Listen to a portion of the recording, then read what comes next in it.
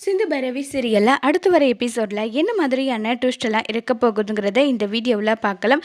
அன்னபூரணி மயக்கம் போட்டு கீழே வில்ல சிவா வந்து நம்ம அன்னபூரணியை கூட்டிட்டு போறாங்க.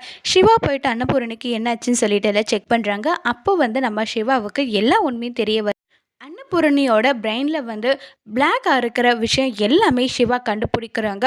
உடனே நம்ம அன்னபூரணி கிட்ட வந்து ரொம்பவே வருத்தப்பட்டுட்டு இருக்காங்க. ஏன்னா அன்னபூரணி இன்னும் 3 மாதம் மட்டும்தான் உயிரோடு இருப்பாங்கன்ற மாதிரி எல்லா விஷயமும் நம்ம சிவாவுக்கு தெரிய வருது. இதை எப்படி நம்ம ஃபேமிலி கிட்ட சொல்லுவோம்?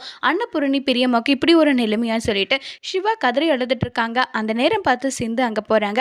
என்னாச்சு டாக்டர், எதுக்காக அழுதுட்டு இருக்க? அத்தைக்கு எந்த பிரச்சனையும் இல்லை, அத்தை கண்டிப்பாக திரும்ப வந்துடுவாங்க, நீ கவலைப்படாம இரு டாக்டர்ன்னு சொல்லிட்டு சிந்து ஆறுதலாக பேசிகிட்டு இருக்காங்க.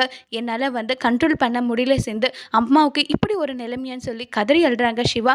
என்னாச்சுன்னு சொல்லி கேட்க உடனே நடந்தது எல்லாமே சொல்கிறாங்க, பிளாக் ஆகிருக்க விஷயத்தை எல்லாம். இதை கேட்ட பைரவி ஐயோ அப்படின்னா உண்மை தெரிஞ்சிடுச்சான்னு சொல்லிட்டு ஒரு பக்கம் பைரவி ஷாக் ஆகுறாங்க.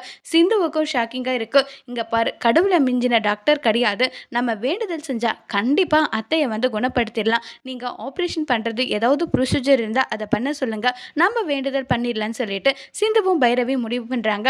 இப்போ டாக்டர் சிவா என்ன பண்ணலாமோ அதை நான் பண்ணுறேன்னு சொல்லிட்டு டாக்டராக இருந்து என் பெரியம்மாவுக்கு நான் ஆப்ரேஷன் பண்ண போகிறேன்னு சொல்லி சிவா வந்து அன்னபூரணிக்கு ஆப்ரேஷன் பண்ணுறாங்க. இப்போ அன்னபூரணியோட நிலைமை என்ன ஆக போகுதுங்கிறத வரப்போகிற எபிசோடில் வெயிட் பண்ணி பார்க்கலாம். தேங்க்யூ.